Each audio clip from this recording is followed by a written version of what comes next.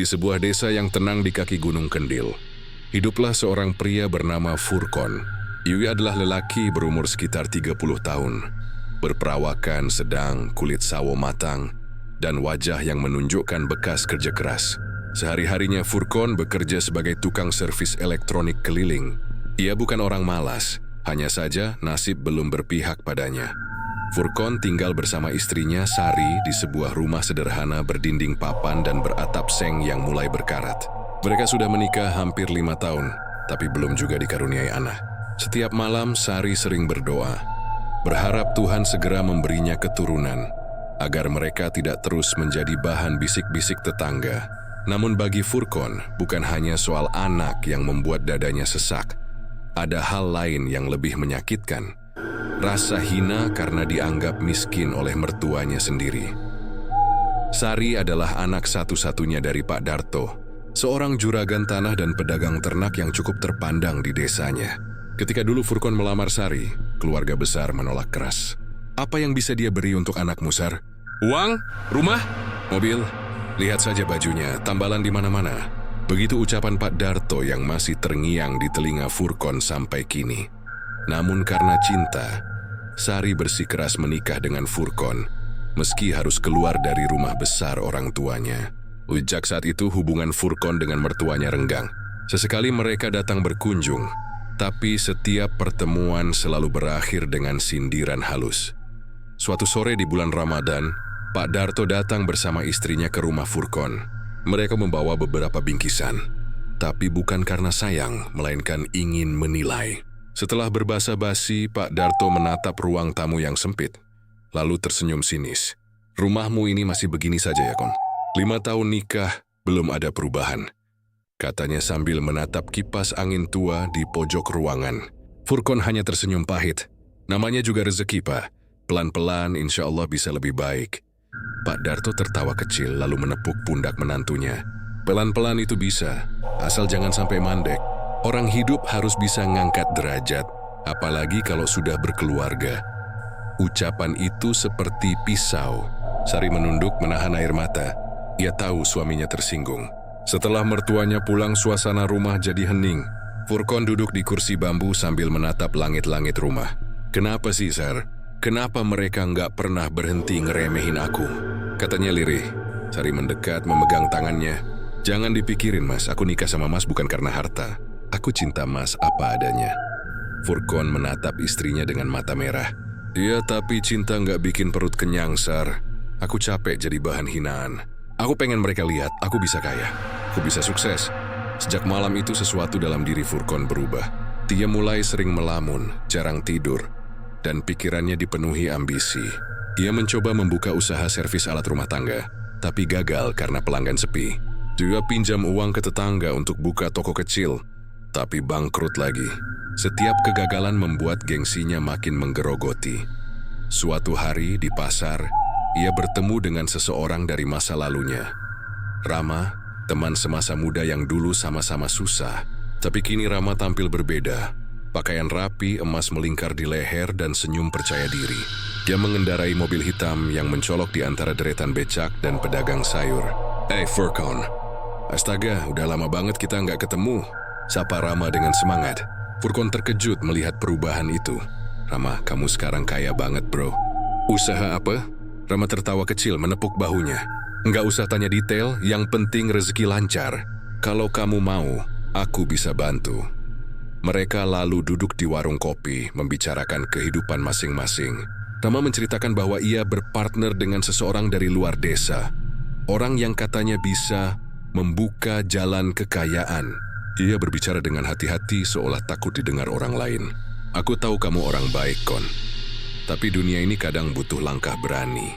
Ada jalan cepat buat kaya, asal kamu siap bayar harga. Furqon menatap heran. Bayar harga? Maksudmu? Rama menatapnya dalam, lalu berbisik. Ada tempat di lereng gunung ketemu petang. Di sana orang bisa minta kekayaan pada penjaganya. Tapi itu bukan tempat sembarangan, Kon.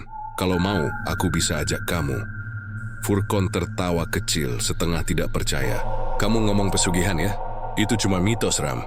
Coba kamu pikir, kata Rama pelan. 5 tahun kamu kerja keras, hasilnya apa? Kadang manusia harus dibantu. Dunia ini nggak adil buat orang sabar. Kalimat itu terus terngiang di kepala Furkon berhari-hari. Yoyo ingin menolak, tapi setiap kali ia melihat istrinya memandangi baju lusuh atau menangis karena tidak punya uang untuk belanja, hatinya hancur. Ditambah, hinaan mertuanya seperti bara yang tak pernah padam. Malam itu, Furkon duduk sendirian di depan rumah, menatap langit yang berawan. Angin dingin bertiup dari arah gunung. Dia memejamkan mata dan bergumam, "Kalau ini satu-satunya cara biar aku dihargai, jadi mungkin aku harus coba." Beberapa hari kemudian Rama benar-benar datang menemuinya. Duyit membawa sebuah tas kecil berisi dupa, bunga 7 rupa, dan kain hitam. "Nanti malam ikut aku. Jangan banyak tanya, cukup patuh dan jangan takut," katanya datar. Sari sempat curiga karena suaminya pamit keluar malam-malam tanpa penjelasan. Tapi Furkon hanya bilang, "Ada urusan kerjaan penting." Ia berbohong, mungkin untuk pertama kalinya sejak menikah.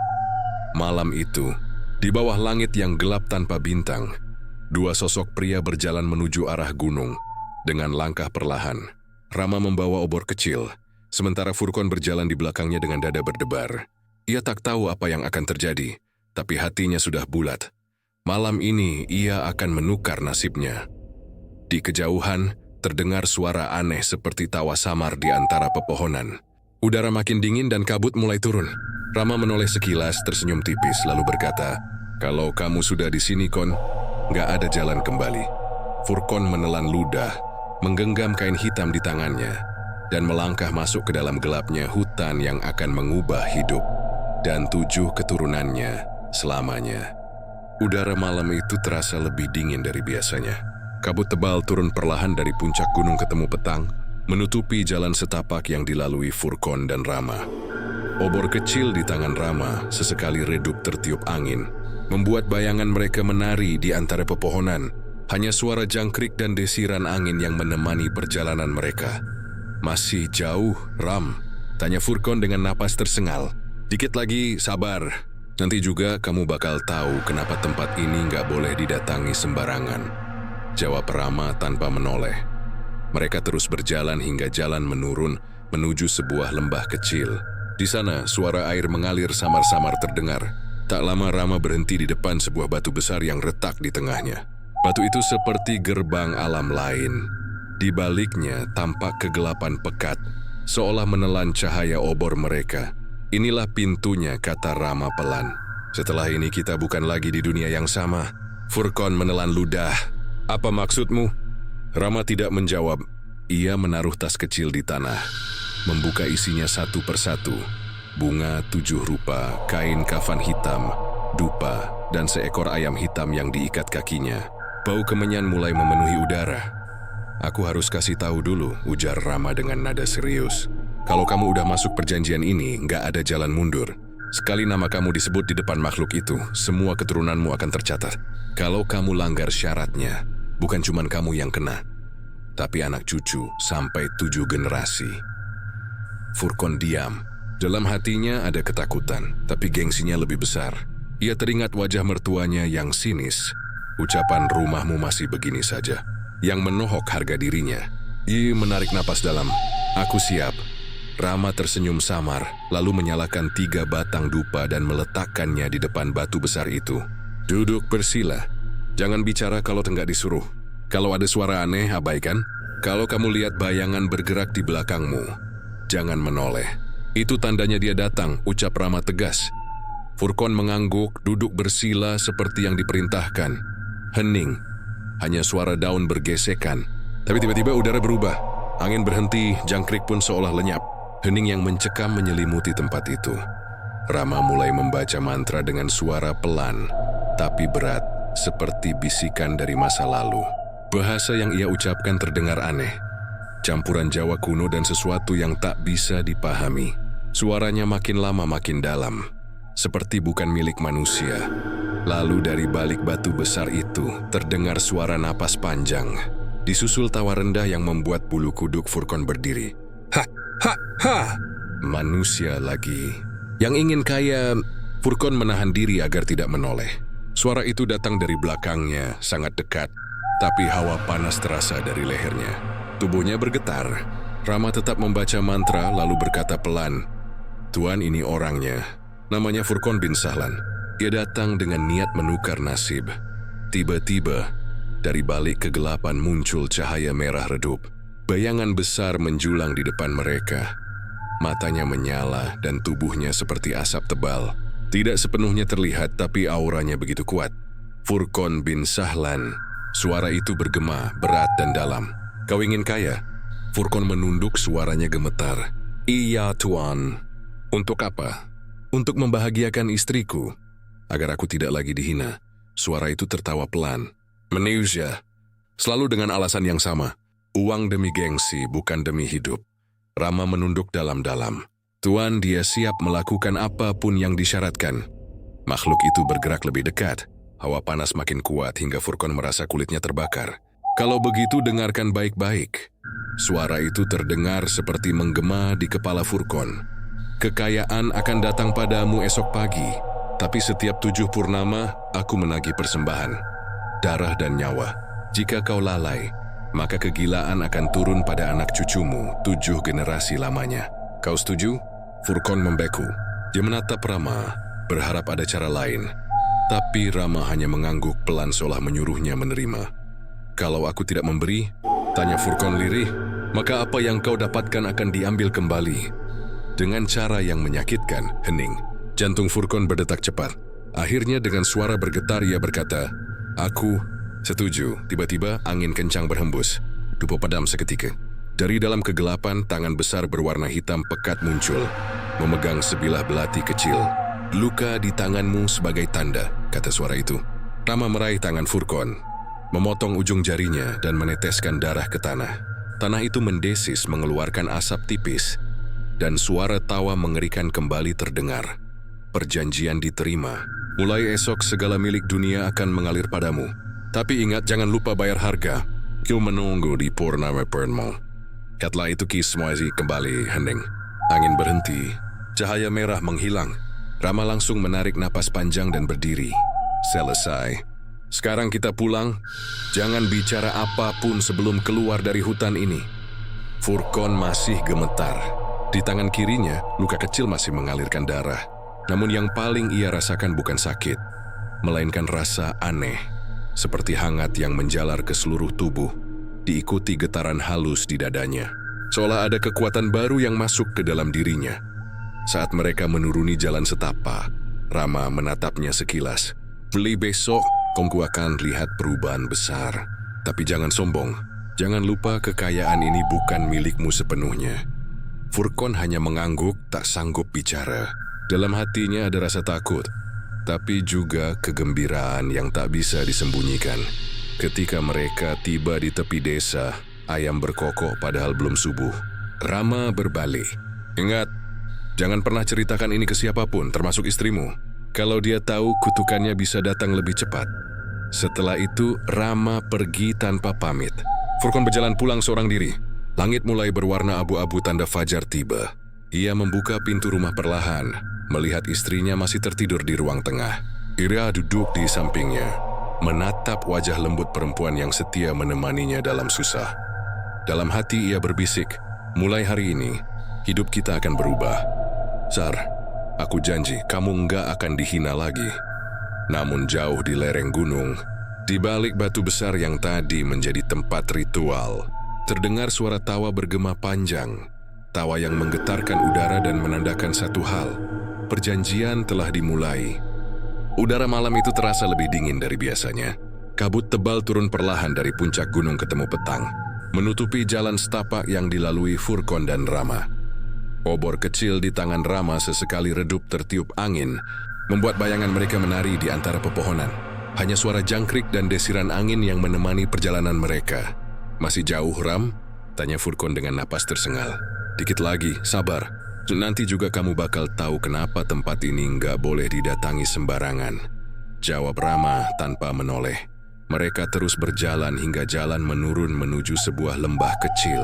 Di sana suara air mengalir samar-samar terdengar. Tak lama, Rama berhenti di depan sebuah batu besar yang retak di tengahnya. Batu itu seperti gerbang alam lain. Di baliknya tampak kegelapan pekat. seolah menelan cahaya obor mereka. Inilah pintunya, kata Rama pelan. Setelah ini kita bukan lagi di dunia yang sama. Furkon menelan ludah. Apa maksudmu? Rama tidak menjawab. Ia menaruh tas kecil di tanah, membuka isinya satu persatu. Bunga 7 rupa, kain kafan hitam, dupa, dan seekor ayam hitam yang diikat kakinya. Bau kemenyan mulai memenuhi udara. Aku harus kasih tahu dulu, ujar Rama dengan nada serius. Kalau kamu udah masuk perjanjian ini, nggak ada jalan mundur.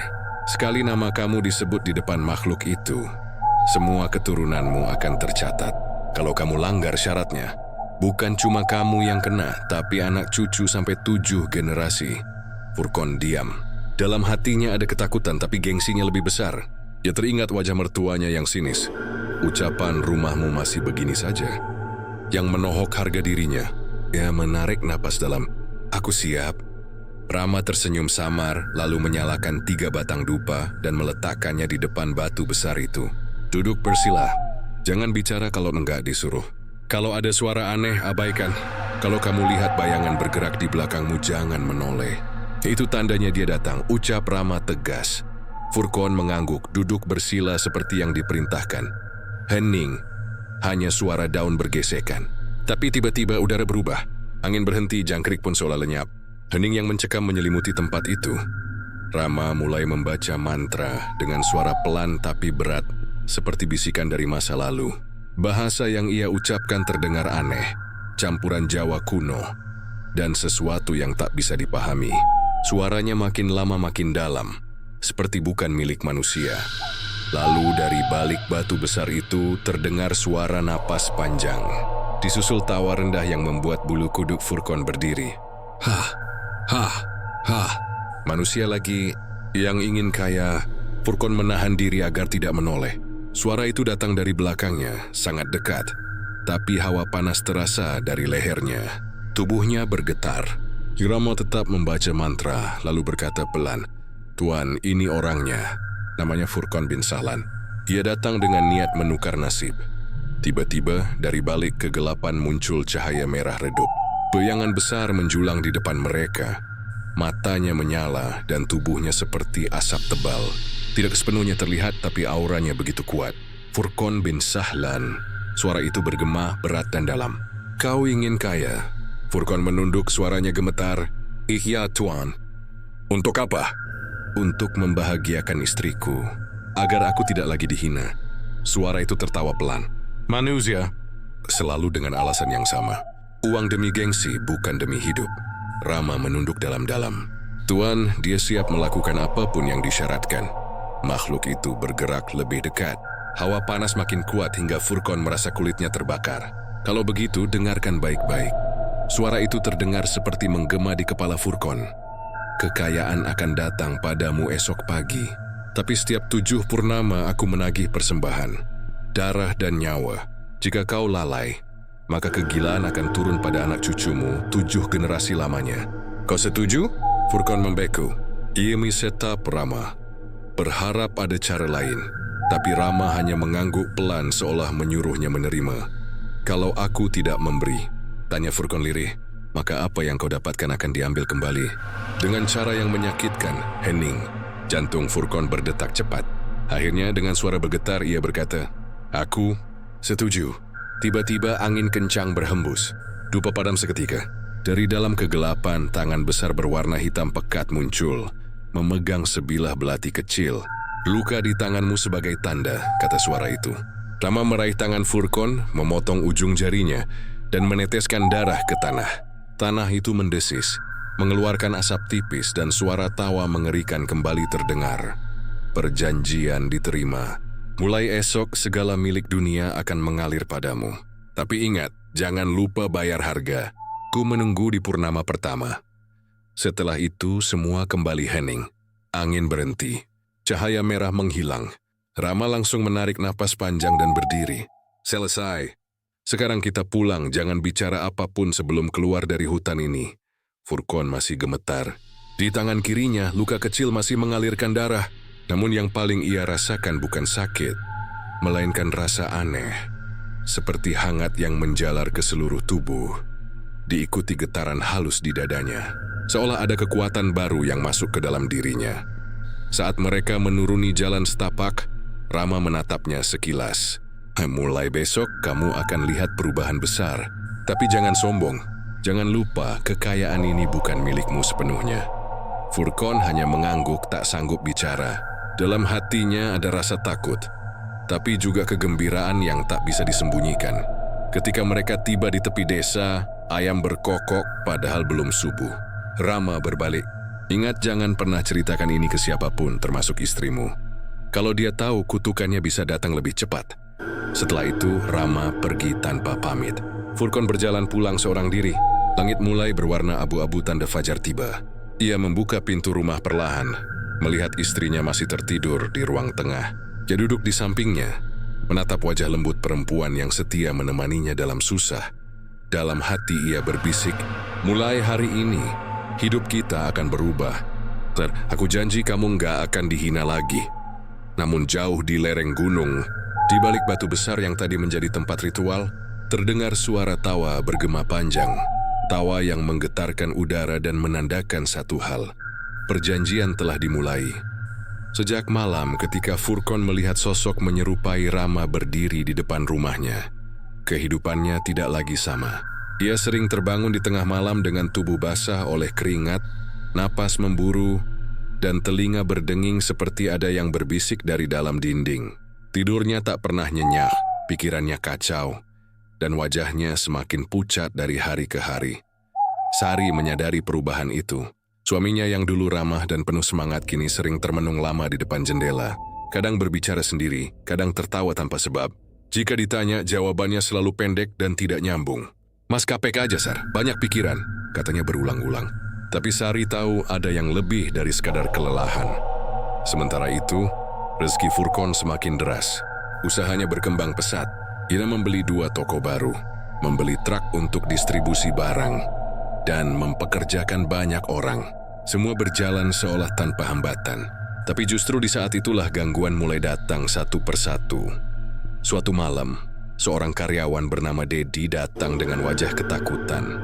"Mas, saya nggak bisa kerja lagi di gudang malam-malam. Ada sesuatu di sana." "Ada apa?" tanya Furkon dengan nada tinggi. "Dedi Gemetar, tadi waktu ngitung barang, saya dengar suara langkah berat di belakang. Wiro pikir Mas datang, tapi waktu saya nengok, nggak ada siapa-siapa. Pas saya mau keluar, di cermin saya lihat bayangan tinggi banget berdiri di belakang saya, matanya merah." Furkon marah, menganggapnya mengada-ada. "Kamu kebanyakan nonton film horor. Sudah, kerja aja." Namun sejak itu satu persatu karyawan mengundurkan diri. Mereka bilang gudang Furkon tidak bersih, dan setiap malam terdengar suara orang tertawa kecil di antara tumpukan barang. Di rumah, keadaan tak kalah aneh. Sari mulai sering merasa ada yang memperhatikannya. Saat mencuci baju di belakang rumah, bayangan hitam seperti orang berjalan sering melintas di dinding. Saat ia menatap cermin, wajahnya kadang terlihat tua dan pucat. Dia mencoba tak peduli, tapi rasa takut itu terus tumbuh.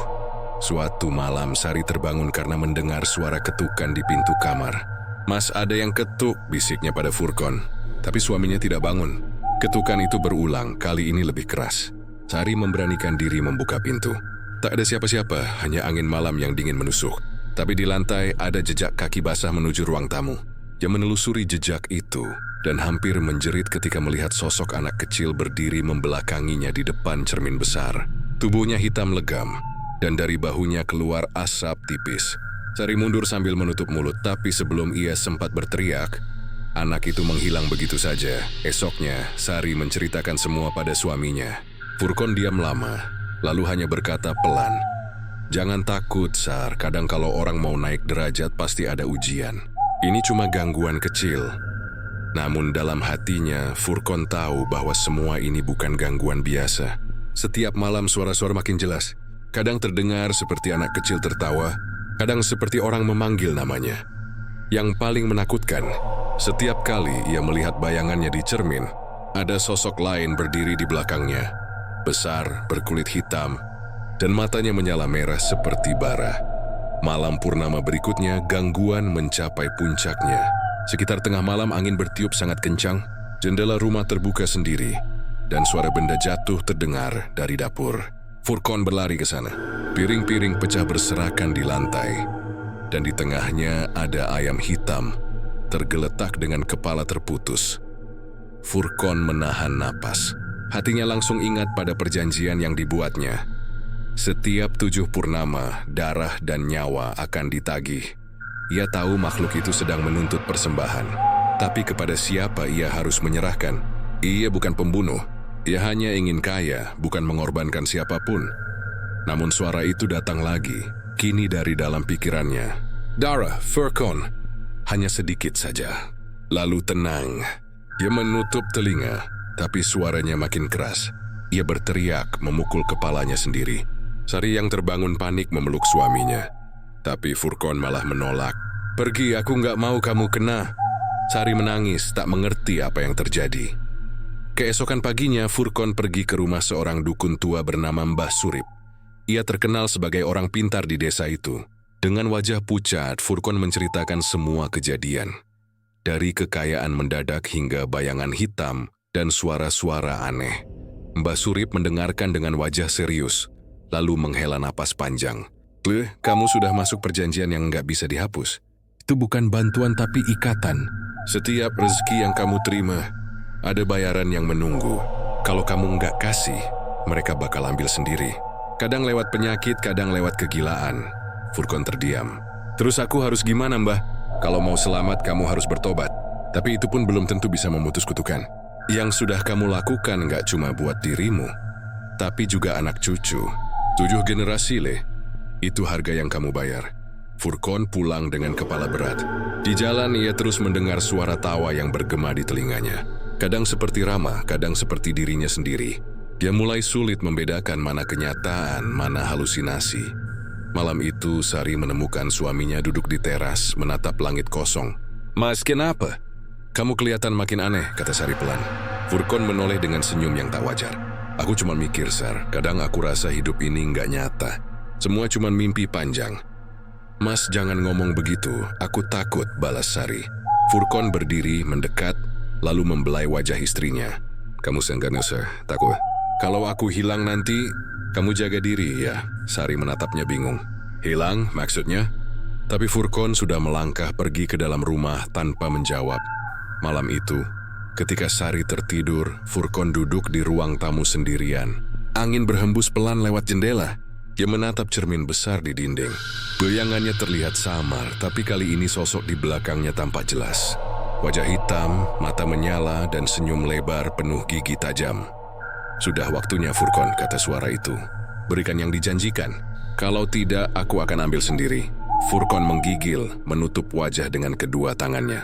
Aku nggak mau lagi. Ambil aja semua hartaku, tapi jangan ganggu keluargaku. Suara itu tertawa pelan. Harta bisa hilang, tapi darah tetap utuh. Kamu yang pilih jalan ini, sekarang jalan itu harus diselesaikan. Lampu rumah berkedip. Dinding bergetar halus dan suara anak kecil menangis terdengar dari kamar belakang. Sari terbangun berlari menghampiri, tapi begitu membuka pintu kamar semua perabotan berantakan. Di dinding tertulis sesuatu dengan warna merah seperti darah. 7 purnama pertama telah tiba. Sari menjerit histeris. Furkon memeluknya, tapi matanya kosong, seperti orang linglung. Di dalam hati kecilnya ia tahu, perjanjian itu sudah mulai menuntut, dan tidak ada jalan kembali. Sejak tulisan merah di dinding itu muncul, rumah Furkon tidak pernah benar-benar tenang lagi. Malam-malam terasa lebih panjang. Udara di dalam rumah selalu dingin meski siang hari terasa terik. Sari hidup dalam ketakutan yang tak bisa dijelaskan. Sementara Furkon semakin larut dalam bayangan gelap pikirannya sendiri. Ia jarang berbicara, jarang makan, dan sering duduk diam di teras menatap kosong ke arah hutan di kejauhan. Seolah ada sesuatu yang memanggilnya dari sana. Beberapa minggu berlalu, keadaan berubah drastis. Sari mulai merasa tubuhnya berbeda. Sering mual, mudah lelah, dan perutnya terasa berat. Ketika ia memeriksakan diri ke bidan desa, hasilnya membuatnya menangis haru. Ia hamil.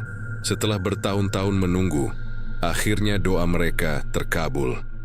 Sari pulang dengan wajah bahagia, memeluk suaminya sambil menangis. Mas, aku hamil. Kita bakal punya anak.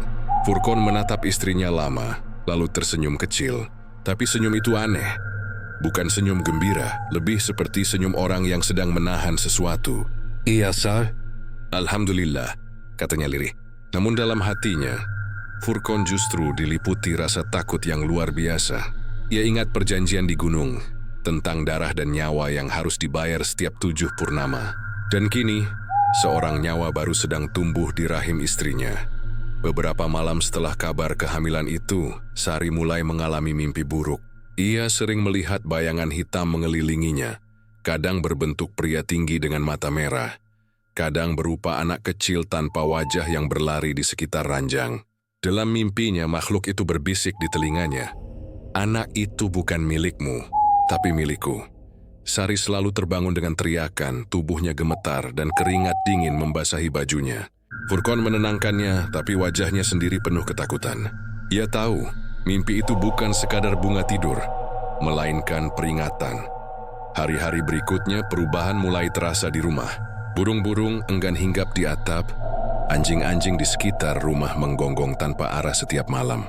Bahkan tetangga yang lewat di depan rumah mengaku mencium bau menyengat seperti darah dan bunga busuk. Suatu siang, Mbah Surip, dukun tua yang pernah menasihatinya, datang tanpa dipanggil. Lelaki tua itu membawa tongkat bambu, dan wajahnya tampak tegang.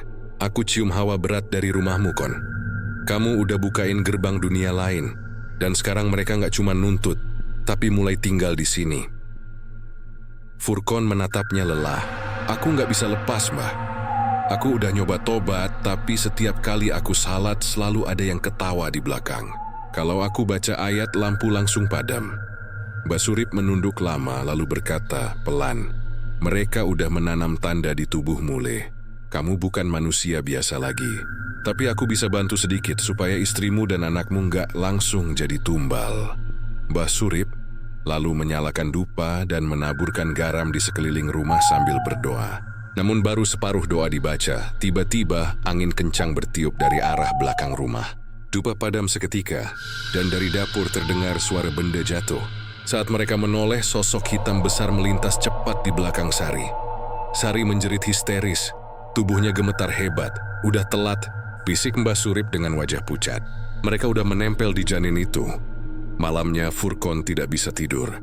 Ia duduk di samping Sari yang terbaring lemah. Sari sesekali mengerang kesakitan, perutnya terasa kencang meski usia kehamilan baru 2 bulan. Furqon memegang tangannya sambil berbisik, "Maafin aku, Sar. Aku cuma pengen kamu bahagia. Aku nggak tahu kalau ini bakal jadi kayak gini." Sari membuka mata perlahan, menatap suaminya dengan pandangan kosong. "Mas, aku mimpi buruk lagi. Ada yang nyanyi di perutku. Lagu aneh kayak doa." Furqon menelan ludah, takut mendengar setiap kata dari istrinya. Ia memejamkan mata, dan tiba-tiba teringat kembali suara makhluk di gunung waktu itu. "Keturunanmu akan jadi milikku sampai 7 generasi." Beberapa hari kemudian, kondisi Sari makin parah. Ia sering kejang tanpa sebab, dan kadang bicara sendiri dengan suara yang bukan suaranya. Pernah sekali saat Furqon menuntunnya berdoa, Sari tiba-tiba tertawa keras dan berkata dengan nada berat, "Jangan pura-pura suci, Furqon. Kamu sudah milikku, anakmu juga." Furqon mundur ketakutan, hampir tak percaya bahwa suara itu keluar dari mulut istrinya. Ia memanggil Mbah Surip lagi, kali ini bersama seorang ustaz muda dari kota. Mereka berdua mencoba meruqyah Sari. Ketika ayat-ayat suci dibacakan, Sari berteriak kesakitan. Tubuhnya menegang, dan dari perutnya terdengar suara seperti seseorang menggeram. Semua orang di ruangan itu ketakutan. Ustaz itu menghentikan bacaannya. Keringat menetes dari dahinya. "Ini bukan jin biasa, Pak Furqon. Ini makhluk tua, makhluk yang terikat perjanjian darah. Dia tidak mau pergi." Malam itu Furqon benar-benar merasa hancur. Dia menatap rumah besar yang dulu menjadi lambang keberhasilannya. Kini hanya menjadi tempat kegelapan dan ketakutan. Semua barang berharga terasa tak berarti. Ia mencoba menjual sebagian usahanya, berharap dengan begitu perjanjian bisa terputus. Tapi anehnya, setiap transaksi gagal. Pembeli selalu mengalami kecelakaan, atau tiba-tiba membatalkan tanpa alasan. Seolah-olah kekayaannya terkutuk untuk tidak bisa lepas dari dirinya. Suatu malam, ia bermimpi berjalan di dalam hutan gelap. Di sana, ia melihat Rama berdiri di antara kabut. Wajahnya setengah terbakar. "Kenapa kamu lakukan ini padaku, Ram?" tanya Furqon. Rama tersenyum miring. Aku cuma perantara. Kamu sendiri yang minta. Sekarang tanggung akibatnya. Bagaimana caranya berhenti? Ku mau semuanya hilang. Rama menatapnya dengan mata merah menyala. Berhenti? Perjanjian darah nggak bisa dihapus, hanya bisa dilanjutkan. Kalau kamu mati, anakmu yang neruskan. Kalau anakmu mati, cucumu. Sampai 7 generasi. Lalu tawa keras menggema dan Furkon terbangun sambil berteriak. Sejak itu ia jarang keluar rumah. Ia menutup semua jendela, mematikan lampu setiap malam, dan hidup dalam ketakutan. Sari semakin lemah, tubuhnya kurus, wajahnya pucat. Kadang ia menangis, kadang hanya menatap kosong ke arah dinding. Suatu malam menjelang bulan purnama, Sari tiba-tiba memanggil Furkon dengan suara lirih. "Mas," Furkon menghampiri. "Kenapa, Sir?" Sari menggenggam tangannya erat. "Kalau nanti aku nggak ada, tolong lindungi anak kita. Jangan biarin dia sendirian." Air mata Furkon menetes. "Jangan ngomong begitu, Sir. Kamu kuat. Kamu pasti bisa." Sari tersenyum lemah, lalu menutup mata. Malam itu angin berhenti berembus. Di luar rumah, suara burung hantu terdengar panjang. Tanda yang diyakini orang desa sebagai pertanda kematian. 3 hari kemudian, Sari melahirkan lebih cepat dari waktunya. Bayinya lahir dalam keadaan hidup tapi tanpa tangis. Semua orang di ruangan itu terpaku.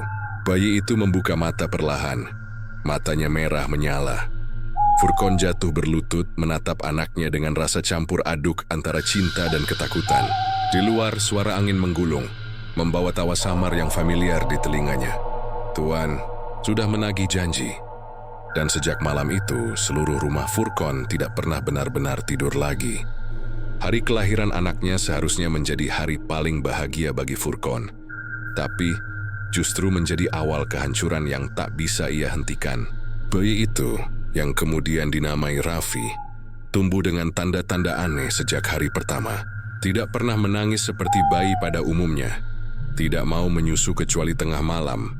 Dan setiap kali ia tertawa, lampu rumah selalu berkedip pelan. Sari yang baru melahirkan tampak semakin lemah. Wajahnya pucat, tubuhnya kurus, dan matanya seperti kehilangan cahaya. Kadang ia duduk di pojok kamar menatap bayinya lama, lalu tiba-tiba menangis tanpa sebab. "Mas, aku takut sama anak kita," bisiknya suatu malam. Furkon tertegun. "Kenapa kamu ngomong begitu, Sar? Dia anak kita." Sari menggeleng pelan. "Setiap aku tidur, aku mimpi dia berdiri di ujung ranjang padahal masih bayi. Dia menatap aku, dan di belakangnya ada bayangan besar yang bentuknya kayak manusia tapi bukan manusia." Furkon mencoba menenangkan istrinya, tapi hatinya sendiri tak tenang. Yuya Tokuskan itu belum berhenti, malah baru dimulai. Sejak Raffi lahir, rezekinya perlahan berbalik arah. Gudang yang dulu penuh barang kini sering kosong. 2 toko cabangnya terbakar tanpa sebab. Salah satu truknya terguling di jalan raya, sopirnya meninggal di tempat. Semua orang mulai berbisik di belakangnya, menyebut Furkon sebagai orang kaya yang disertai makhluk halus. Sementara itu, pikiran Furkon semakin goyah. Ia sering mendengar suara yang memanggil namanya. Kadang dari arah sumur tua di belakang rumah, kadang dari kamar bayinya. "Furkon, waktumu hampir tiba." Awalnya ia pikir itu halusinasi, tapi suara itu semakin sering datang. Kadang terdengar lirih seperti bisikan perempuan, kadang berat seperti geraman binatang. Dia tak bisa lagi membedakan apakah ia masih waras atau sudah gila. Malam-malamnya dihabiskan dengan duduk di ruang tamu, menatap lampu gantung yang berayun pelan. Dia mulai berbicara sendiri. "Kalian mau apa lagi? Aku sudah kasih semuanya. Hartaku habis, istriku sekarat. Apa lagi yang kalian mau?" Tak ada jawaban, hanya suara bayi menangis dari kamar. Tangisan yang terdengar seperti jeritan panjang, membuat bulu kuduk siapapun berdiri. Beberapa minggu kemudian, keadaan menjadi semakin mengerikan. Sari mulai kehilangan kesadarannya. Kadang ia tertawa sendiri, kadang berteriak histeris sambil memukul-mukul dinding. Bidan yang datang mencoba membantu, tapi setiap kali melangkah masuk ke kamar, bidan itu langsung muntah dan ketakutan. "Maaf Pak Furkon," katanya dengan suara gemetar. "Ada sesuatu di kamar itu. Panas sekali, tapi bukan panas biasa. Rasanya kayak berdiri di dekat api neraka." Sejak itu, tak ada yang berani mendekat ke rumah Furkon. Orang-orang desa mulai menghindar. Anak-anak dilarang lewat depan rumahnya karena konon mereka sering melihat bayangan tinggi berdiri di jendela. Meski tirai tertutup rapat, Furkon mulai benar-benar kehilangan akal. Ia tidak lagi tidur, tidak lagi makan. Rambutnya acak-acakan, matanya merah dan tangannya gemetar setiap kali mendengar suara bayi. Ia bahkan pernah membawa Raffi ke sungai pada tengah malam. "Aku mau balikin kamu ke tempat asalmu," katanya sambil menangis. Tapi sebelum ia sempat melangkah lebih jauh, sosok hitam besar muncul dari balik pepohonan. "Sentuh anak itu dan kamu akan mati malam ini." Suara itu menggema keras di kepalanya. Furkon jatuh berlutut di tepi sungai. Air matanya bersepor air sungai yang mengalir deras. Ia menatap anaknya, bayi mungil yang kini hanya memandangi dirinya dengan mata merah menyala, tanpa tangis, tanpa ekspresi. Ia kembali ke rumah dengan langkah goyah, membawa bayi itu erat-erat di dadanya. Tapi di dalam rumah, Sari sudah tak ada di tempat tidur. Ia mencari ke setiap ruangan, berteriak memanggil. Sampai akhirnya ia menemukannya di belakang rumah, di dekat sumur tua. Sari berdiri di tepi sumur, rambutnya berantakan, wajahnya pucat, matanya kosong. "Mas, aku capek. Aku nggak kuat lagi," katanya lirih. Furkon panik, menurunkan bayinya ke tanah dan berlari mendekat. "Sar, jangan lakukan itu." Tapi sebelum ia sempat meraih tangannya, Sari menatapnya untuk terakhir kalinya dan berkata pelan, "Mereka udah datang, Mas." Lalu tubuhnya jatuh ke dalam sumur dengan suara keras. Furkon berteriak sekuat tenaga, mencoba memanggil nama istrinya, tapi tak ada jawaban. Dia menunduk ke dalam sumur, tapi hanya kegelapan yang tampak. Air di dalamnya bergolak, lalu muncul tangan hitam besar yang hampir menyeretnya ke bawah. Ia mundur ketakutan, memeluk bayinya erat-erat sambil menangis. Sejak malam itu, Furkon benar-benar berubah menjadi orang gila. Dia tak pernah mandi, jarang keluar rumah, dan sering berbicara dengan udara kosong. Orang-orang desa yang nekat lewat depan rumahnya kadang mendengar suara tawa perempuan dari dalam rumah, padahal Sari sudah tidak ada. Setiap purnama, suara tangisan bayi bercampur dengan tawa aneh terdengar sampai ke jalan. Kadang bayangan hitam melintas di atap rumah. Mereka bilang, Furkon sering terlihat duduk di teras sambil menggendong bayi, meninabobokan sesuatu yang tak terlihat. "Tidurlah. Nah, nanti kalau kamu besar, kamu bakal gantiin ayah. Ayah capek." Lama-kelamaan usaha Furkon benar-benar hancur. Toko-tokonya dijarah, rumahnya ditinggalkan semua pekerja, dan uangnya lenyap tanpa sisa. Yo hidup seperti pengemis, tapi tetap bertahan di rumah itu bersama bayinya. Beberapa tahun berlalu, kabar tentang Furkon menjadi legenda di desa itu. Anak-anak Kesi dilarang mendekati rumahnya. Orang-orang bilang, setiap kali malam Jumat Kliwon, terdengar suara laki-laki tertawa keras, diikuti tangisan bayi yang menggema dari dalam sumur. Suatu hari, warga memberanikan diri masuk ke rumah itu setelah beberapa minggu tak melihat Furkon keluar. Mereka menemukan rumahnya berantakan, berdebu, penuh sarang laba-laba. Di ruang tamu, kursi dan meja terbalik, dan di dinding tergantung cermin besar yang retak di tengahnya. Di lantai, mereka menemukan Furkon duduk bersila di pojok ruangan, memeluk sesuatu yang dibungkus kain lusuh. Ketika kain itu dibuka, ternyata hanya tulang bayi kecil yang sudah lama mengering. Wajah Furkon pucat, matanya kosong dan bibirnya tersenyum aneh. "Jangan ganggu anakku. Dia lagi tidur," katanya pelan. Warga menjerit dan memanggil aparat desa. Furkon dibawa ke rumah sakit jiwa di kota. Sejak saat itu, rumahnya dibiarkan kosong, dan tak ada yang berani memasukinya lagi. Namun beberapa orang yang lewat di malam hari bersumpah pernah mendengar suara dari dalam rumah itu. Suara laki-laki berbicara lembut seperti sedang meninabobokan anak. "Tidurlah, Raffi. Nanti ayah nyusul." Dan di jendela rumah itu sesekali terlihat bayangan dua sosok. Satu pria kurus, satu lagi bayi kecil dengan mata merah menyala. Tahun demi tahun berlalu sejak Furkon dinyatakan gila dan dibawa ke rumah sakit jiwa. Rumah tua miliknya dibiarkan terbengkalai, dindingnya ditumbuhi lumut, dan sumur belakang ditutup warga dengan batu besar. Namun meski rumah itu telah lama kosong, orang-orang desa masih sering mendengar suara tangisan bayi dari arah sana setiap malam bulan purnama. Mereka percaya roh Sari dan bayinya tidak pernah benar-benar pergi. Beberapa warga yang lewat bahkan bersumpah melihat sosok perempuan berambut panjang berdiri di jendela rumah itu, memeluk sesuatu di dadanya. Sejak itu, rumah itu dijuluki Rumah Tujuh Purnama. Tak ada yang berani mendekat setelah matahari terbenam. Namun takdir punya caranya sendiri untuk memperpanjang kutukan. Suatu pagi di rumah sakit jiwa, Furkon ditemukan meninggal di selnya. Tubuhnya kurus kering, matanya terbuka lebar menatap langit-langit. Dan di dinding kamarnya tertulis dengan darah, "Anakku akan meneruskan." Para petugas mengira itu tindakan orang gila. Tapi kata-kata itu menjadi awal dari bab baru dalam tragedi keluarga Furkon. Karena di hari yang sama, di desa yang sama, seorang bayi ditemukan di depan pintu panti asuhan. Bayi laki-laki berbalut kain lusuh, dengan nama Raffi tertulis di kertas kecil di sampingnya. Tak ada yang tahu dari mana asalnya, siapa orang tuanya, atau siapa yang meletakkannya di sana. Bayi itu dibesarkan di panti asuhan desa oleh Bu Lastri, pengasuh yang terkenal sabar. Raffi tumbuh menjadi anak pendiam. Ia jarang berbicara, jarang tertawa, dan memiliki mata yang berbeda dari anak-anak lain. Sedikit kemerahan di bagian irisnya, seperti bara yang belum padam. Bu Lastri sangat menyayanginya, meski sering merasa ada yang aneh. Setiap kali Raffi marah, lampu panti asuhan berkedip-kedip. Kadang pintu kamar terbuka sendiri. Pernah suatu malam, seorang anak menuduh Raffi mencuri permen. Anak itu menampar Raffi. Esok paginya, anak itu ditemukan pingsan di kamar mandi dengan tubuh penuh lebam. Padahal tidak ada siapapun yang melihat Raffi keluar kamar. Ketika ditanya, Raffi hanya menjawab datar. Dia yang melakukannya, bukan aku. Siapa? Tanya Bu Lastri. Yang selalu jagain aku. Jawabnya pelan sambil menatap kosong ke arah jendela. Sejak saat itu, Bu Lastri sering mendengar suara langkah kaki kecil di koridor tengah malam. Kadang terdengar suara anak kecil tertawa di kamar Raffi. Padahal hanya dia yang tidur di sana. Saat Raffi beranjak remaja, kejadian-kejadian aneh semakin sering.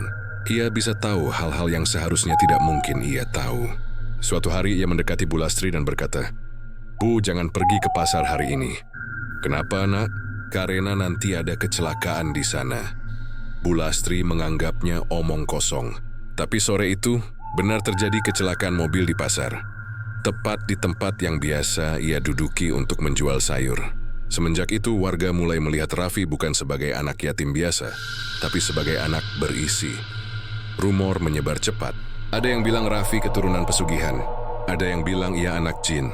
Namun yang paling tua di desa tahu satu hal. Nama Raffi bukan nama asing. Itu nama anak dari Furkon, orang yang dulu kaya mendadak dan akhirnya gila. Ketika Bu Lastri mendengar kabar itu, darahnya serasa berhenti mengalir. Ia sadar, anak yang ia besarkan selama ini adalah warisan dari kutukan lama yang belum selesai.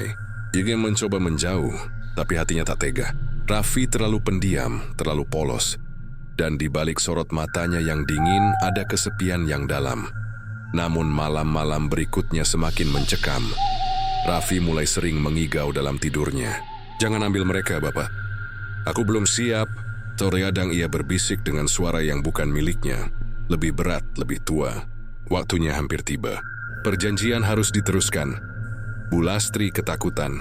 Dia membawa Raffi ke seorang ustaz dari kota untuk diruqyah. Tapi baru beberapa ayat dibacakan, tubuh Raffi kejang hebat. Matanya memerah dan ia berteriak keras, "Berhenti, ini bukan urusanmu." Ustaz itu berhenti membaca, lalu menatap Bu Lastri dengan wajah pucat. "Bu, anak ini tidak kerasukan biasa. Ada warisan lama di dalam darahnya. Bukan jin sembarangan, ini ikatan darah." Sejak malam itu Raffi berubah total. Dia masih lebih murung, jarang keluar kamar. Jody mengurung diri berjam-jam, berbicara sendiri, kadang tertawa pelan tanpa alasan. Pernah suatu malam, Bu Lastri mengintip dari celah pintu dan melihat Raffi berdiri di depan cermin, menatap pantulan dirinya sendiri. Tapi pantulan itu bukan dirinya. Bayangan di cermin tampak lebih tua, menyerupai seorang pria dengan wajah kurus dan mata merah menyala. "Siapa kamu?" tanya Raffi. Bayangan itu tersenyum. "Aku ayahmu, Raffi. Aku datang untuk menuntunmu. Sudah waktunya kau lanjutkan perjanjianku." Keesokan paginya, Raffi demam tinggi. Tubuhnya panas seperti bara, dan di pergelangan tangannya muncul tanda hitam berbentuk lingkaran, seperti bekas luka bakar. Bu Lastri panik, memanggil dokter, tapi tanda itu tidak bisa hilang. Justru semakin hari semakin jelas. Setiap malam suara langkah kaki terdengar di sekitar rumah. Burung gagak sering hinggap di atap panti, dan suara anak kecil tertawa menggema dari arah sumur belakang, padahal sumur itu sudah lama kering. Beberapa bulan kemudian, Raffi mulai bermimpi aneh.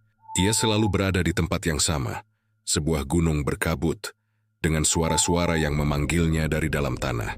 Di sana ia melihat sosok bayangan besar berdiri tegah memegang tongkat, dan berkata dengan suara bergema, "Darah pertama sudah jatuh, kini darah kedua menunggu. Jalankan perjanjian, Raffi."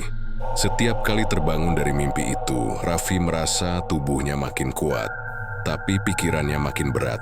Ia mulai mendengar bisikan bahkan saat terjaga. Kadang suara itu menyuruhnya melakukan hal-hal kecil, mengambil uang tanpa izin, menipu teman, berbohong.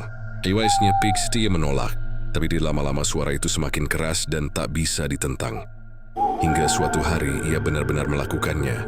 Ia mencuri uang panti asuhan dan pergi tanpa pamit. Saat Bulastri mencarinya, ia hanya menemukan pesan di dinding kamar Raffi yang ditulis dengan arang. "Aku harus ke gunung. Di sana semua akan berakhir." Desa menjadi geger. Beberapa warga mengatakan mereka melihat Raffi berjalan sendirian ke arah hutan sambil membawa lilin. Hujan deras malam itu dan petir menyambar berkali-kali. Sejak malam itu Raffi tak pernah terlihat lagi. Namun beberapa hari kemudian, seorang pendaki gunung menemukan sesuatu di kaki Gunung Argapati, tempat dulu Furkon membuat perjanjian. Di sana ada bekas api unggun, dengan tulisan di tanah yang terbakar, "Perjanjian diteruskan." Generasi kedua telah terbangun. Pendaki itu ketakutan dan segera melapor ke warga desa. Sejak hari itu, setiap 7 bulan sekali, orang-orang mengaku melihat sosok pemuda berwajah pucat berjalan di sekitar rumah tua Furkon. Matanya merah, dan di pergelangan tangannya terlihat lingkaran hitam berasap. Tak ada yang berani mendekat, karena mereka tahu kutukan keluarga itu belum berakhir, dan kini darah Furkon terus mengalir di dunia, menunggu 6 generasi berikutnya untuk menebus dosa yang tak pernah bisa ditebus. 30 tahun telah berlalu sejak kepergian Raffi ke Gunung Argapati. Tak seorang pun tahu apa yang sebenarnya terjadi padanya malam itu. Ada yang bilang ia mati tersambar petir, ada yang bilang ia menghilang ke dalam tanah. Namun setiap 7 purnama, desa itu masih diteror oleh suara langkah kaki dan tawa samar di tengah malam. Dari waktu ke waktu, kisah keluarga Furkon berubah menjadi legenda menakutkan yang diceritakan dari mulut ke mulut. Rumah tua peninggalannya masih berdiri, lapuk, gelap, dan dikerubungi pohon beringin besar. Orang-orang menyebutnya rumah yang memakan nasib. Namun tak banyak yang tahu bahwa garis darah Furkon belum berhenti. Sebelum ia gila, Sari rupanya sempat melahirkan 2 bayi kembar. Rafidi adalah salah satunya. Bayi kedua diselamatkan oleh seorang perempuan tua yang kemudian membawanya keluar desa. Bayi itu tumbuh menjadi seorang pria bernama Rian, keturunan ketiga keluarga Furkon.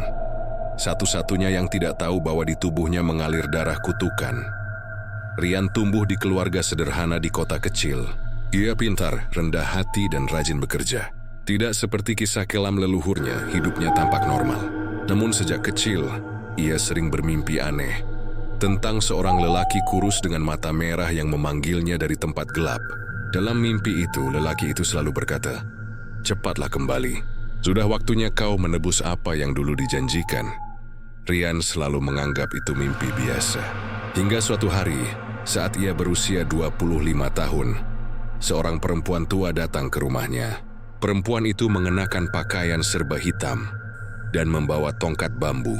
"Kamu Rian, ya?" tanyanya dengan suara bergetar. "Iya, Nek, tapi siapa nenek?" Perempuan itu menatapnya lama lalu berkata pelan, "Aku dulu yang menyelamatkanmu dari rumah itu. Kamu kembar dengan Raffi, dan waktumu untuk tahu semuanya sudah tiba." Rian terdiam, dadanya berdegup keras. Ia nggak pernah tahu dirinya punya saudara kembar, apalagi masa lalu keluarga yang gelap.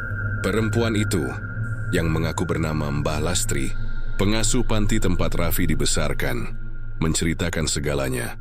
Tentang Furkon, perjanjian pesugihan, Sari yang mati di sumur, dan Raffi yang menghilang di gunung. Rian tak bisa mempercayainya. "Itu tidak mungkin. Keluargaku orang biasa. Ayah dan ibu angkatku petani." Mbah Lastri menatapnya dengan mata berkaca-kaca. Ibumu yang sekarang bukan ibu kandungmu, Nah. Aku menitipkanmu padanya agar kamu bisa hidup normal, jauh dari kutukan.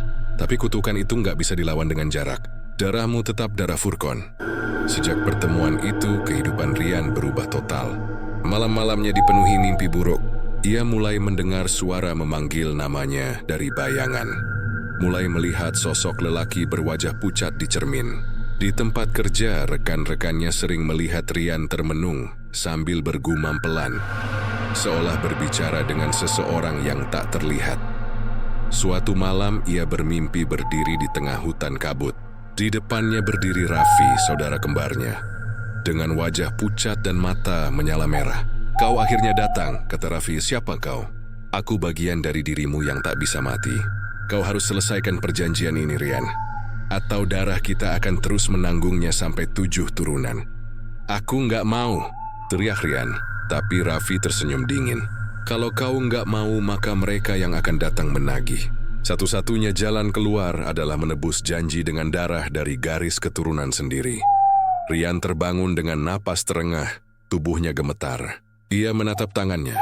Di pergelangan kirinya muncul lingkaran hitam samar, sama seperti yang dulu dimiliki Raffi. Keesokan harinya, ia pergi menemui Mbah Lastri lagi. "Aku mau akhiri semua ini, Nek. Gimana caranya?" Mbah Lastri menatapnya lama, lalu berkata pelan, "Ada satu cara, tapi sangat berbahaya. Kamu harus ke Gunung Argapati. Di sana, di tempat ayahmu dulu membuat perjanjian. Kamu harus bakar peninggalan darahmu sendiri. Tapi ingat, begitu kamu melangkah ke sana, nggak ada jaminan kamu bisa pulang hidup-hidup." Rian mengangguk tanpa ragu. "Kalau ini bisa mengakhiri semua, aku siap." Malam itu, ia berangkat sendirian. Langit mendung, udara dingin menusuk tulang. Setiap langkah mendekati gunung terasa berat, seperti ada yang menarik dari belakang. Di tengah perjalanan, ia mulai mendengar suara tawa, suara yang sama seperti di mimpinya. Sampai di kaki gunung, ia menemukan batu besar dengan tulisan kuno yang hampir hilang. Batu itu berlumut, tapi samar-samar masih terbaca, "Perjanjian Darah Furkon." Rian berlutut di depan batu itu, menyalakan api kecil, dan mengeluarkan pisau kecil dari sakunya. "Kalau ini memang jalan satu-satunya, aku akan akhiri sekarang," gumamnya. Ia meneteskan darahnya ke tanah, dan seketika tanah itu bergetar pelan. Dari dalam kabut muncul sosok Raffi, kembarannya yang sudah lama hilang. Raffi tersenyum, tapi matanya penuh duka. "Kau benar-benar datang, Rian. Aku terjebak di sini terlalu lama. Ayahku semuanya terikat, tapi kau masih punya pilihan. Aku nggak mau hidup dengan kutukan ini, Raffi. Aku mau bebaskan kita semua." Raffi menggeleng. "Kalau kau bebaskan, kau akan mati. Karena darah yang mengikat harus ditebus dengan nyawa." "Aku nggak peduli. Hidup dalam ketakutan lebih buruk dari mati." Langit bergemuruh, petir menyambar pohon-pohon di sekeliling mereka. Rian menghunus pisau itu dan menancapkannya ke tanah. Api besar menyala dari bekas darahnya, membentuk pusaran cahaya. Dari dalam api itu muncul sosok tinggi berwarna hitam legam, makhluk yang dulu membuat perjanjian dengan Furkon. "Berani sekali kau melawan ikatan leluhurmu." Suara makhluk itu bergema berat. Rian menatapnya dengan penuh keberanian. "Aku nggak takut. Ambil nyawaku tapi bebaskan mereka." Makhluk itu tertawa keras. "Begitu mudah kau bicara tentang kematian. Tapi apakah kau tahu darahmu akan tetap mengalir? Dan aku akan kembali lewat keturunanmu nanti." "Tidak!" teriak Rian, lalu membakar lingkaran perjanjian dengan darah dan api. Suara jeritan bergema keras dari dalam gunung. Tanah berguncang, batu-batu berjatuhan, dan kabut hitam yang pekat menyelimuti segalanya. Dalam pusaran api itu, sosok Raffi menatap Rian dengan senyum lega. "Terima kasih, saudaraku. Mungkin kali ini kita benar-benar bebas." Ketika kabut mereda, gunung itu kembali sunyi. Di tempat Rian berdiri, hanya tersisa abu dan bekas api berbentuk lingkaran besar. Beberapa hari kemudian, warga desa menemukan jasad seorang pria muda di kaki gunung, dengan wajah tenang seolah sedang tidur. Di tangannya tergenggam kalung kecil bertuliskan nama Raffi. Tak ada tanda kekerasan, hanya lingkaran hitam samar di pergelangan tangannya, yang perlahan memudar seiring waktu. Sejak hari itu, Suara tangisan, tawa, dan penampakan di rumah tua Furkon berhenti total.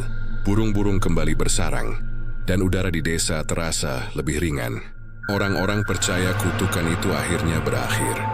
Namun, beberapa tahun kemudian, seorang bayi lahir di keluarga jauh dari desa itu. Bayi itu laki-laki, dengan tanda lahir di pergelangan tangannya berbentuk lingkaran hitam kecil. Dan malam pertama setelah ia lahir, ibunya bermimpi seseorang berbisik di telinganya, "Tidak ada penebusan yang abadi." 40 tahun telah berlalu sejak Rian mengorbankan dirinya di Gunung Argapati.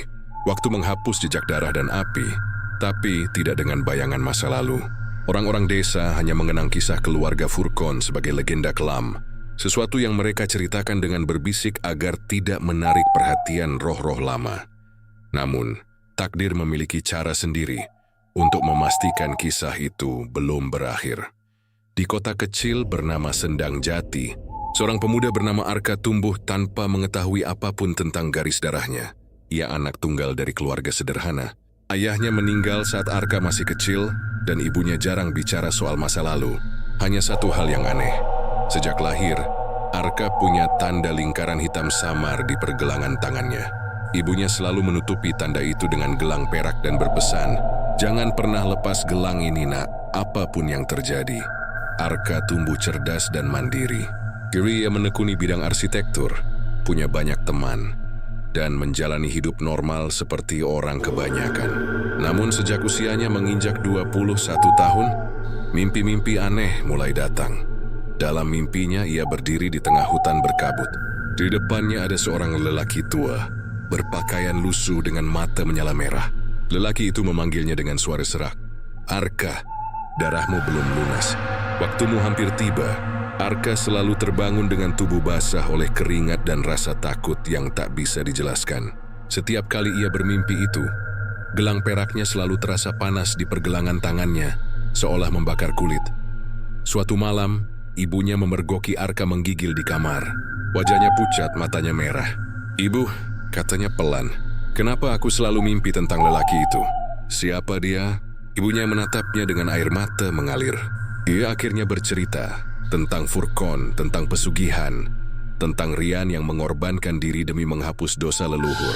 "Dan kau, Arka," katanya sambil gemetar, "kau adalah keturunan ketujuh keluarga Furkon. Ku berharap kutukan itu berakhir dengan Rian, tapi mungkin darah ini masih menagih." Arka terdiam. Ia ingin marah tapi juga takut. Bagaimana mungkin ia harus menanggung dosa dari seseorang yang bahkan tidak pernah ia kenal? Beberapa hari kemudian, kejadian-kejadian aneh mulai muncul di rumah. Suara langkah kaki di tengah malam, jendela terbuka sendiri, dan kadang terdengar bisikan dari arah dapur. Bahkan saat Arka belajar, bayangan dirinya di cermin tampak tersenyum meski wajahnya sendiri datar. Ia mencoba mengabaikan, hingga suatu malam gelang peraknya tiba-tiba retak dan jatuh ke lantai. Seketika seluruh rumah menjadi dingin. Dari balik cermin kamar, muncul bayangan besar hitam pekat. Matanya merah seperti bara. "Akhirnya kita bertemu. Keturunan terakhir," kata suara itu berat dan bergaung. 7 generasi berlalu, tapi darah perjanjian tak pernah mati. Arka mundur ketakutan. "Apa yang kau mau dariku?" Makhluk itu tersenyum. "Aku mau apa yang dijanjikan oleh leluhurmu. Jiwa ketujuh, penutup lingkaran." Arka berusaha berlari, tapi tubuhnya membeku. Tangan bayangan itu meraih pundaknya, membuatnya tersedak oleh udara dingin yang tajam. Dalam sekejap, bayangan-bayangan dari masa lalu muncul di sekelilingnya. Furkon yang gila tertawa, Sari yang menangis di sumur, Raffi yang terbakar api, dan Rian yang berlutut di depan batu perjanjian. Semua menatapnya dengan pandangan kosong. "Lepaskan aku!" teriak Arka. Namun suara Rian terdengar samar dari arah kabut. "Arka, dengarkan aku. Jangan lawan dengan ketakutan, lawan dengan kesadaran. Hancurkan akar perjanjiannya." Tiba-tiba Arka teringat pada buku tua warisan ibunya yang tersimpan di lemari. Ia berlari mengambilnya. Buku berdebu dengan tulisan tangan Rian di halaman pertama. "Perjanjian hanya bertahan selama darah percaya padanya." Kata-kata itu menggema di kepalanya. Arka menatap makhluk hitam itu dengan tekad. "Kau kuat karena darah kami takut padamu. Tapi aku tidak takut." Ia menggenggam gelang peraknya yang patah. menancapkannya ke lingkaran hitam di pergelangan tangannya. Cahaya putih menyala dari tubuhnya, menembus kabut dan api. Makhluk itu menjerit keras, suaranya memekakkan telinga. Tidak kau menghancurkan rantai. Bayangan-bayangan di sekelilingnya mulai memudar. Furkon, Sari, Raffi, dan Rian menatapnya dengan senyum lega sebelum lenyap bersama cahaya itu. Tanah bergetar hebat, cermin retak, dan seluruh rumah bergetar, hingga semua kembali tenang. Arka jatuh tersungkur, napasnya tersengal. Saat ia membuka mata, pagi sudah datang. Rumahnya sunyi, tidak ada lagi bayangan, tidak ada suara langkah kaki. Hanya gelang perak yang kini meleleh di lantai, meninggalkan bekas lingkaran hitam yang perlahan memudar. Beberapa minggu setelah kejadian itu, ibunya meninggal dengan tenang. Sebelum mengembuskan napas terakhir, ia tersenyum dan berbisik, "Furkon akhirnya bebas, nah. Dan kau yang menutupnya." Arka hidup bertahun-tahun kemudian dengan damai. Tunei menikah, memiliki 2 anak dan tidak pernah lagi diganggu mimpi buruk. Lingkaran hitam di tangannya lenyap sepenuhnya, hanya meninggalkan bekas samar seperti abu. Namun kisah itu tidak sepenuhnya hilang. Di malam tertentu saat bulan purnama menggantung tinggi, Arka kadang melihat bayangan samar di kaca jendela. Seorang lelaki berwajah mirip dirinya sendiri, tersenyum tipis sambil mengangguk pelan, seolah mengucapkan terima kasih. Dan setiap kali itu terjadi, Arka hanya berbisik, "Aku tahu, Rian, aku tahu kau menjagaku." Di desa Argapati, rumah tua Furkon akhirnya roboh diterpa badai. Tak ada yang membangunnya lagi. Di tempatnya kini tumbuh pohon beringin besar yang rindang. Warga setempat percaya, siapapun yang berani menebang pohon itu akan membawa kembali kutukan lama. Maka mereka biarkan pohon itu berdiri sebagai penanda bahwa keserakahan, seberapa besar pun keuntungannya, selalu meminta harga yang lebih mahal dari yang bisa dibayar manusia. Mereka hanya menyebutnya dengan satu nama, beringin 7 darah. Malam-malam di sekitar pohon itu selalu terasa dingin, tapi damai. Karena meski roh-roh keluarga Furkon sudah bebas, bayangan mereka tetap ada. Bukan untuk menakut-nakuti, tapi sebagai pengingat bahwa kekayaan tanpa moral, janji tanpa niat, dan ambisi tanpa batas akan membawa kehancuran bagi 7 turunan berikutnya. Dan begitulah kisah keluarga Furkon berakhir. Bukan dengan kemegahan, bukan dengan kekayaan, tapi dengan kesadaran bahwa penebusan sejati hanya datang dari keberanian untuk melawan kegelapan yang ditanam oleh darah sendiri.